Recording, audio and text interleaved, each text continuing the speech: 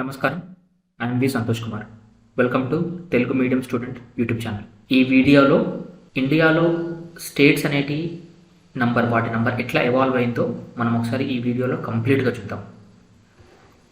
1950లో టోటల్గా 29 స్టేట్స్ ఉంటాయి. ఈ 29 స్టేట్స్ని 4 గ్రూప్స్లో డివైడ్ చేశారు. అదే 1956లో ఈ గ్రూప్ సిస్టమ్ క్యాన్సిల్ చేసి టోటల్గా 14 స్టేట్స్, 6 యూనియన్ టెరిటరీస్ ఉంటాయి. But right now in 2021 28 states ఉన్నాయి, 8 యూనియన్ టెరిటరీస్ ఉన్నాయి. ఇదంతా హిస్టరీ ఎట్లా అయింది, స్టేట్స్ ఎట్లా ఎవాల్వ్ అయినాయి, యూటీస్ ఎట్లా ఎవాల్వ్ అయినాయి, వాటి బ్యాక్గ్రౌండ్ మొత్తం ఒకసారి ఈ వీడియోలో కంప్లీట్గా చూద్దాం. అయితే 1947 ఆగస్ట్ 15 మనకు ఇండిపెండెన్స్ వచ్చింది, అది మీకు తెలుసు. ఆ టైంలో ఇండియా అనేది మెయిన్గా 3 ఏరియాస్లో డివైడ్ అయి ఉంటుండే: governors provinces, chief commissioners provinces and princely states. ఈ రెండు వచ్చేసి డైరెక్ట్గా బ్రిటిష్ వాళ్ళ చేతిలోనే ఉంటుండే. సో ఇవి 1947లో ఇండిపెండెన్స్ రాగానే కంప్లీట్గా యూనియన్ గవర్నమెంట్ చేతిలోకి వెళ్ళిపోయినాయి. ఇక్కడ ప్రాబ్లం లేదు మనకి.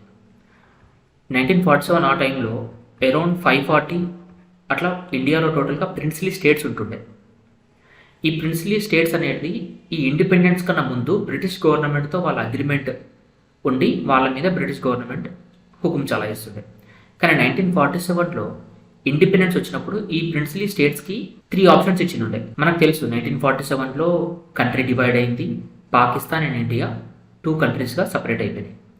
అయితే అప్పుడు ఆ అన్డివైడెడ్ ఇండియాలో ఉన్న ప్రిన్స్లీ స్టేట్స్కి 3 ఆప్షన్ ఉంటుండే: ఐదర్ మీరు ఇండియాలోనన్నా కలవాలి, లేకపోతే పాకిస్తాన్లోనన్నా కలవాలి, లేకపోతే ఇండిపెండెంట్గానన్నా ఉండాలి. కానీ ఎస్పెషల్లీ సర్దార్ వల్లభాయ్ పటేల్ గారు ఆయన కృషి వల్ల ఇండియన్ టెరిటరీలో ఉన్న ప్రిన్స్లీ స్టేట్స్ అన్నీ కూడా ఇండియన్ యూనియన్లో కలిసేలాగా చేసిండనమాట. ఇది ఆయన గొప్పతనం. సో ఇది సిచ్యువేషన్ అలా ఉంటే 1950 జనవరి 26 వరకు మన కాన్స్టిట్యూషన్ అమల్లోకి వచ్చిందన్న విషయం మనకు అందరికీ తెలుసు. అయితే టోటల్గా అప్పుడు ఉన్న స్టేట్స్ని 4 భాగాలుగా వాళ్ళు విభజించారు. అవి ఏంటి అంటే part A, part B, part C, part D. Part ఏలో ఏం పెట్టారు అంటే మనం పైన చెప్పుకున్న గవర్నర్స్ ప్రావిన్సెస్ ఏవైతే ఉన్నాయో అవన్నీ కూడా పార్ట్ ఏలో పెట్టారు. అవన్నీ ఏమై Assam, Bihar, Bombay, Madhya Pradesh, Madras, Orissa, Punjab, united provinces, west Bengal. So part ఏలో 9 స్టేట్స్ ఉన్నాయి. పార్ట్ బిలో ఏం పెట్టారు అంటే ఇంతకుముందున్న ప్రిన్స్లీ స్టేట్స్ 1947 నుంచి ఇండియన్ యూనియన్లో కలవడం స్టార్ట్ అయింది. మనకి కాన్స్టిట్యూషన్ అమల్లోకి వచ్చింది 1950 అప్పుడు. అంతకన్నా ముందు కలిసిన ప్రిన్స్లీ స్టేట్స్ ఏ ప్రిన్స్లీ స్టేట్స్కి అయితే లెజిస్లేచర్స్ ఉన్నాయో వాటన్నిటిని కూడా పార్ట్ బిలో పెట్టారు. For example Hyderabad, Jammu and Kashmir, Madhya Bharat, Mysore, Patiala and east Punjab union, Rajasthan, Saurashtra, Travancore, Cochin, Vindhya Pradesh. Part సిలో ఏం పెట్టారు పైన మనం చెప్పుకున్నాం చీఫ్ కమిషనర్స్ ప్రావిన్సెస్ అని ఉంటుంది. సో ఇప్పుడున్న ప్రజెంట్ ఏరియాస్తో కంపేర్ చేస్తే these are almost like UTs అనమాట, యూనియన్ టెరిటరీస్. ఇవి సెంట్రల్లీ అడ్మినిస్ట్రేట్ ఉంటుండే. వీటితో పాటు కొన్ని ప్రిన్స్లీ స్టేట్స్ని కూడా పార్ట్ సిలో యాడ్ చేశారు. అవేంటి అజ్మేర్, భోపాల్, బిలాస్పూర్, కూచ్ బిహార్, కూర్గ్, ఢిల్లీ, హిమాచల్ ప్రదేశ్, కచ్, మణిపూర్, త్రిపుర. దీంట్లో 10 స్టేట్స్. పార్ట్ ఏలో 9 స్టేట్స్, పార్ట్ బిలో 9 స్టేట్స్, పార్ట్ సిలో 10 స్టేట్స్ అండ్ పార్ట్ డిలో అండమాన్ నికోబార్. నాకు ఒక డిస్టింక్టివ్నెస్ ఉంది కాబట్టి అండమాన్ నికోబార్ పార్ట్ డిలో పెట్టారు. సో టోటల్గా 29 స్టేట్స్. ఓకే, ఇక్కడ వరకు బాగానే ఉంది. అయితే 1953లో ఒక ఇంపార్టెంట్ ఇన్సిడెంట్ జరిగింది. అది ఏంటి అంటే పార్ట్ ఏలో ఉన్న మద్రాస్ స్టేట్ నుంచి తెలుగు మాట్లాడే రీజన్ ఆంధ్ర స్టేట్ అక్టోబర్ 1953లో ఫామ్ అయింది. అక్టోబర్ 1953లో ఇది ఫామ్ అయిన తర్వాత దేశం మొత్తం కూడా లాంగ్వేజ్ బేసిస్ పైన స్టేట్స్ రీఆర్గనైజేషన్ జరగాలి అని ఒక డిమాండ్ పెరిగింది. దాంతో డిసెంబర్ 1953లో ఫజల్ అలీ కమిషన్ అనే ఒక 3 మెంబర్ కమిషన్ ఎస్టాబ్లిష్ చేశారు. దాంట్లో ఇంకా 2 ఎవరు అంటే పేర్లు మనం గుర్తుపెట్టుకోవాలి. అయితే ఫజల్ అలీ కమిషన్ సెప్టెంబర్ 1955లో రిపోర్ట్ ఇచ్చింది. వాళ్ళు ఏం రికమెండేషన్ చేసారు మెయిన్గా అంటే ఈ part A, part B, part C classification ఏదైతే ఉందో అది తీసేయండి, టోటల్గా 16 స్టేట్స్, 3 యూనియన్ టెరిటరీస్ మీరు ఎస్టాబ్లిష్ చేయండి అని ఫజల్ అలీ కమిషన్ రికమెండ్ చేసింది. కానీ ఇండియన్ గవర్నమెంట్ వాళ్ళు కొంచెం ఆలోచించి వాళ్ళ క్యాలిక్యులేషన్స్ బట్టి 14 స్టేట్స్ 6 యూటీస్గా వాళ్ళు 1956లో అమల్లోకి తీసుకొచ్చారు. 14 స్టేట్స్ అండ్ 6 యూనియన్ టెరిటరీస్. ఆ 14 స్టేట్స్ ఏంటో మనం చూద్దాం. అయితే ఈ 14 స్టేట్స్ అనేటివి, ఈ 6 యూనియన్ టెరిటరీస్ అనేవి ఇంతకు ముందున్న 29 స్టేట్స్ నుంచి వచ్చినాయి. కొన్నిటినేమో కొన్ని స్టేట్స్లో కలిపేసారు, కొన్ని కొత్త స్టేట్స్ క్రియేట్ చేశారు. అది ఎట్లా మనం ఇప్పుడు క్లియర్గా చూద్దాం. ఆంధ్రప్రదేశ్ స్టేట్ 1956 నవంబర్ 1లో ఫామ్ అయింది. అదేంది, ఆంధ్ర 1953లో మద్రాస్ నుంచి సపరేట్ అయింది. దాంతో పార్ట్ బిలో ఉన్న హైదరాబాద్ ప్రిన్సిపల్ స్టేట్స్తో కలిపి ఆంధ్రప్రదేశ్ ఎస్టాబ్లిష్ అయింది. అస్సాం కూడా ఉండేది. అస్సాం వచ్చేసి పార్ట్ ఏలో ఉండేది. బీహార్ కూడా పార్ట్ ఏలో ఉండేది. బాంబే వచ్చేసి పార్ట్ ఏలో ఉండేది. కానీ దీంతో సౌరాష్ట్రాన్ని, కచ్ని కలిపారు. సౌరాష్ట్ర వచ్చేసి పైన ఉన్న పార్ట్ బి లిస్ట్లో ఉండే, కచ్ వచ్చేసి పార్ట్ సిలో ఉండే. జమ్మూ కాశ్మీర్ కొత్త స్టేట్ని వాళ్ళు ఎస్టాబ్లిష్ చేసారు. ఇది పార్ట్ బిలో ఉండే, అంటే principal state with legislative assembly అనమాట. ఇక్కడ కేరళ అని ఒక కొత్త స్టేట్ని ఎస్టాబ్లిష్ చేశారు. ట్రావెన్కోర్ అండ్ కొచ్చిన్ పార్ట్ బిలో ఉన్న ఏరియాని, అండ్ మలబార్ డిస్టిక్ ఆఫ్ మద్రాస్ని, అండ్ కాసర్గోడ్ డిస్టిక్ ఆఫ్ మైసూర్ని, ఈ 3 ఏరియాస్ని కలిపి కేరళ అనే కొత్త స్టేట్ని ఫామ్ చేశారు. మధ్యప్రదేశ్ పైన చెప్పుకున్నట్టు పార్ట్ ఏలోనే ఉండే, దాంతో మధ్య భారత్ అనే పార్ట్ బిలో ఉన్న స్టేట్ని, వింధ్యా ప్రదేశ్ అనే పార్ట్ బిలో ఉన్న స్టేట్ని, భూపాల్ స్టేట్ పార్ట్ సిలో ఉండే, ఈ మూడుని మధ్యప్రదేశ్లో కలిపేశారు. మద్రాస్ యాజ్ యూజువల్గా పార్ట్ ఏలో ఉండే, కాకపోతే దీంట్లో తెలుగు స్పీకింగ్ ఏరియాస్ ఆంధ్రాగా ఫామ్ అయినాయి. మైసూర్ ప్రిన్సిపల్ స్టేట్గా ఉండే విత్ లెజిస్లేటివ్ అసెంబ్లీ, దాన్ని స్టేట్ చేశారు. అట్లనే పార్ట్ సిలో ఉన్న కూర్గుని మైసూర్తో కలిపారు. ఒరిస్సా పార్ట్ ఏలో ఉండే, పంజాబ్ పార్ట్ ఏలో ఉండే. దీంతో పార్ట్ బి ఉన్న పెప్సు, పైన చెప్పిన పెప్సు అని, Patiala and east Punjab states union అని, దీన్ని పంజాబ్తో కలిపారు. రాజస్థాన్ పార్ట్ బిలో ఉంది, దాంతో పార్ట్ సిలో ఉన్న అజ్మీర్ని కలిపారు. ఉత్తరప్రదేశ్ పార్ట్ ఏలో ఉండే. ఇలా మీరు పార్ట్ ఏ లిస్ట్ చూసినట్టయితే దాంట్లో యునైటెడ్ ప్రావిన్స్ అని మెన్షన్ చేసింది. ఈ యునైటెడ్ ప్రావిన్స్ పేరు మార్చి ఉత్తరప్రదేశ్గా పెట్టారు అనమాట. వెస్ట్ బెంగాల్ యాజ్ యూజువల్గా పార్ట్ ఏలో ఉండే. పార్ట్ డిలో ఉన్న అండమాన్ నికోబార్ యూటీగా చేశారు. అట్లనే పార్ట్ సిలో ఉన్న ఢిల్లీ యూటీగా కంటిన్యూ అయింది. పార్ట్ సిలో ఉన్న హిమాచల్ ప్రదేశ్ యూటీగా కంటిన్యూ అయింది. ఇక్కడ కొత్త యూటీని ఎస్టాబ్లిష్ చేశారు. లక్కదీవి, మినికాయ్, అమిన్దీవి ఐలాండ్స్ని. ఇవన్నీ ఇంతకుముందు మద్రాస్ స్టేట్లో భాగంగా ఉంటే దాన్ని సపరేట్ చేసి ఈ యూటీని ఎస్టాబ్లిష్ చేశారు. ఇదే ఫ్యూచర్లో లక్షద్వీప్గా పేరు మారుస్తారు.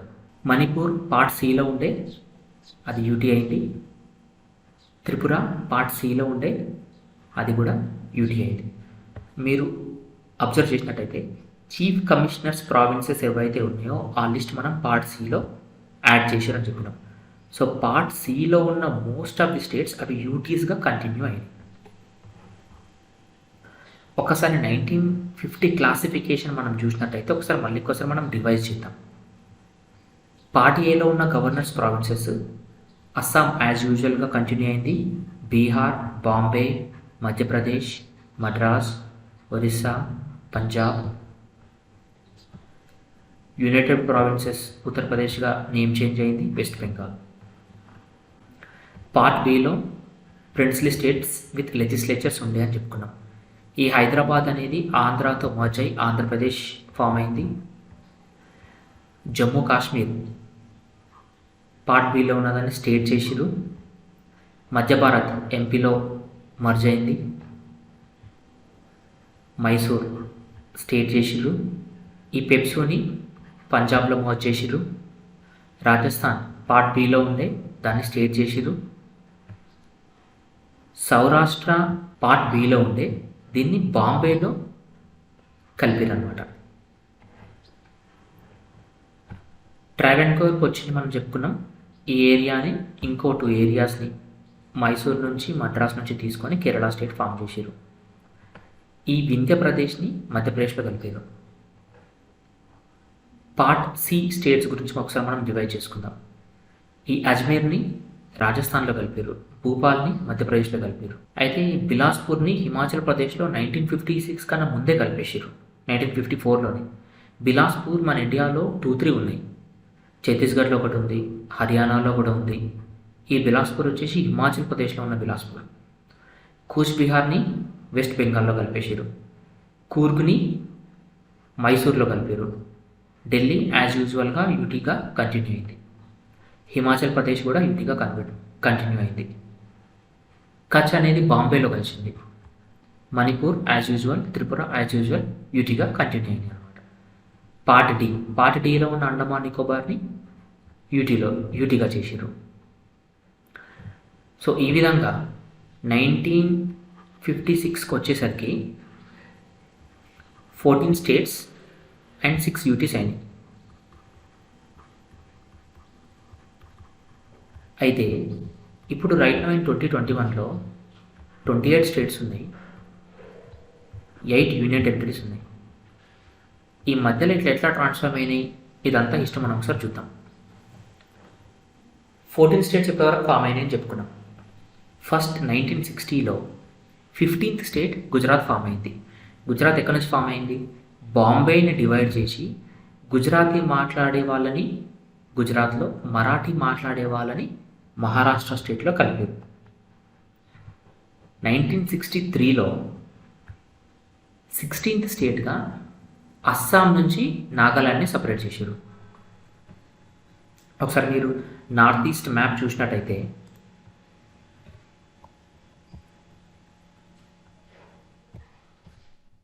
ఇక్కడున్న అస్సాం నుంచి ఈ నాగాలాండ్ని సపరేట్ చేశారు.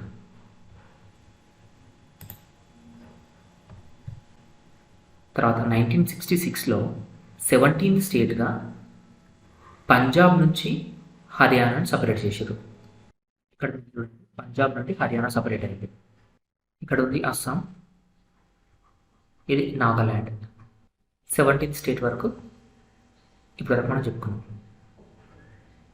1971లో 18th స్టేట్గా హిమాచల్ ప్రదేశ్ యూనియన్ టెరిటరీగా ఉండే అని చెప్పుకున్నాం. దాన్ని స్టేట్గా కన్వర్ట్ చేశారు, 18th స్టేట్. 1972లో 3 స్టేట్స్ ఫామ్ అయినాయి. అది ఏంటి అంటే మణిపూర్, త్రిపుర యూటీస్గా ఉండే అని చెప్పుకున్నాం. ఈ యూటీస్ని స్టేట్స్గా కన్వర్ట్ చేశారు. 19th state Manipur, 20th state Tripura. అయితే 21st స్టేట్ వచ్చేసి యాక్చువల్గా 1969లో అస్సాంలోనే మేఘాలయాని సబ్ స్టేట్గా ఫామ్ చేశారు.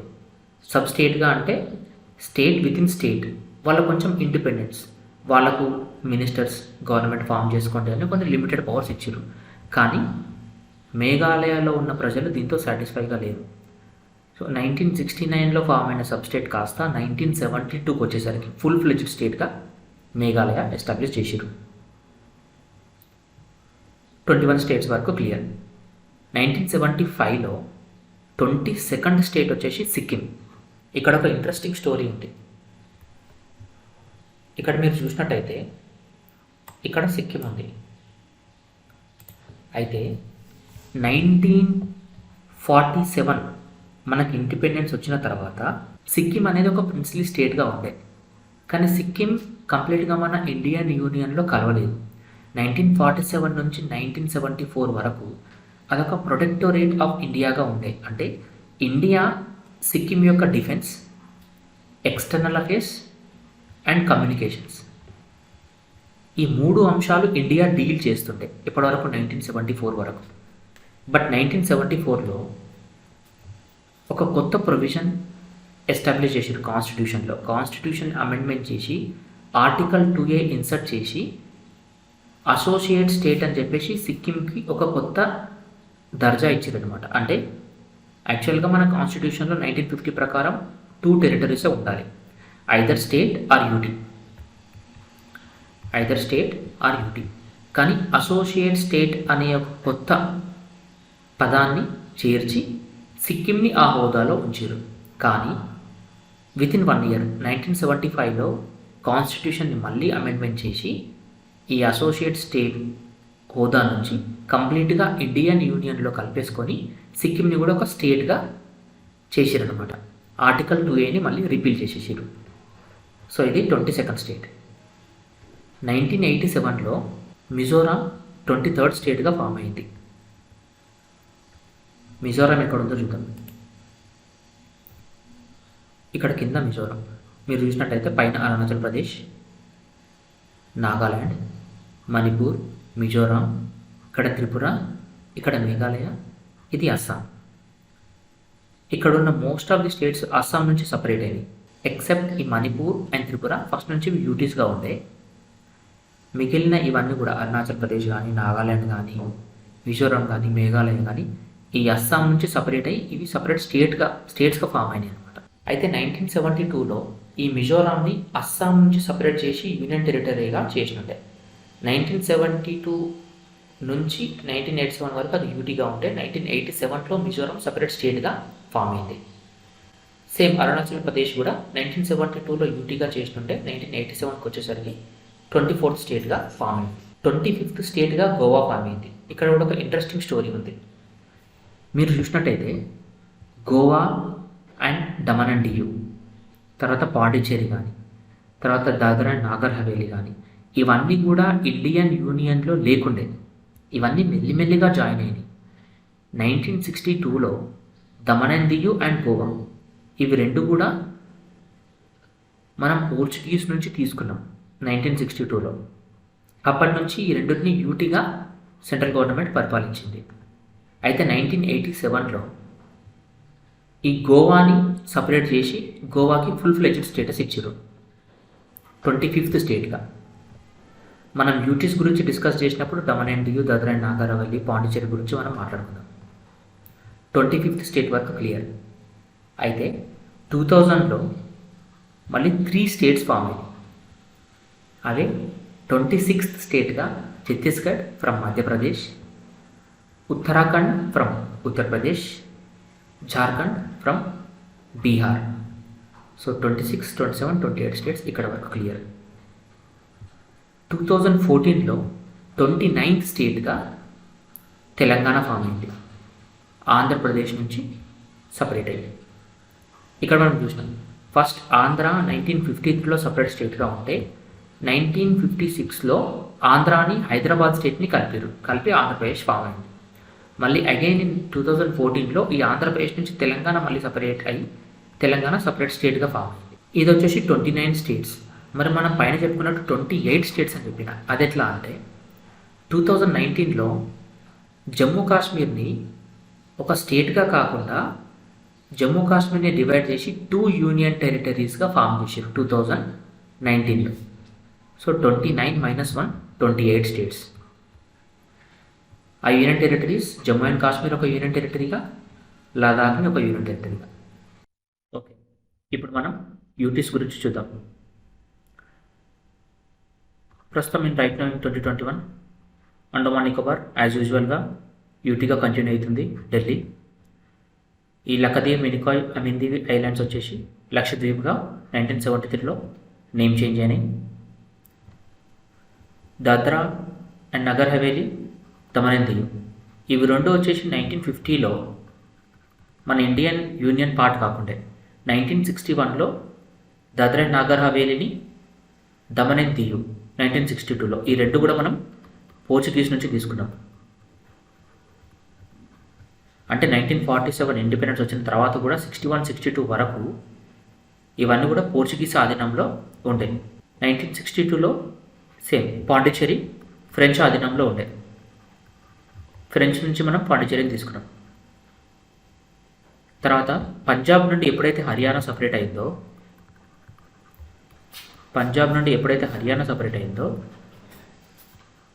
అప్పుడు ఈ రెండింటికి కామన్ క్యాపిటల్గా చండీగఢ్ని డిసైడ్ చేశారు. అయితే పంజాబ్ వాళ్ళు వచ్చేసి ఈ చండీగఢ్ మాకే కావాలి క్యాపిటల్ అని అడిగారు. హర్యానా వచ్చేసి ఈ చండీగఢ్ మా స్టేట్లోనే ఉండాలని అడిగారు. కానీ సెంట్రల్ గవర్నమెంట్ ఏం చేసింది అంటే ఈ రెండు ఏ స్టేట్కి కూడా ఇవ్వకుండా దీన్ని ఒక యూనియన్ టెరిటరీగా వాళ్ళు కంటిన్యూ చేస్తారు. అదే 1966 నుంచి. ఇది కామన్ క్యాపిటల్ రెండు స్టేట్స్కి. అయితే జమ్మూ కాశ్మీర్ని యాక్చువల్గా స్టేట్ ఉంటే 2019లో జమ్మూ అండ్ కాశ్మీర్ని డివైడ్ చేసి 2 యూటీస్గా ఎస్టాబ్లిష్ చేశారు. జమ్మూ కాశ్మీర్ ఒక యూనియన్ టెరిటరీ, లదాఖ్ ఒక యూనియన్ టెరిటరీ. సో దీన్ని బట్టి చూస్తే 9 యూటీస్ ఉండాలి, కానీ నేను 8 యూటీస్ అనే చెప్పిన. ఎందుకు అంటే జనవరి 26, 2020 రోజు పైన చెప్పుకున్న దాద్రా అండ్ నాగర్ హవేలీని, దమన్ అండ్ దియుని ఈ రెండింటిని మర్జ్ చేసి దీన్ని ఒకటే యూటీగా కన్వర్ట్ చేసిరనమాట. So 9 - 1 8. So as on 28 October 2021 ఈ రోజు నేను లెక్చర్ రికార్డ్ చేసేంత వరకు మన ఇండియాలో 28 స్టేట్స్, 8 యూనియన్ టెరిటరీస్ ఉంటాయి. సో ఇది టోటల్గా కంప్లీట్ స్టేట్స్ రీఆర్గనైజేషన్ ఎట్లయింది ఇండిపెండెన్స్ నుంచి ఇప్పటి వరకు అని మనం చదువుకున్నాం. దీంట్లో ఎక్కడన్నా మీకు ఏమైనా డౌట్స్ ఉంటే కామెంట్ చేయండి, నేను మీకు వీలైనంత త్వరగా రిప్లై ఇస్తాను. Thank you.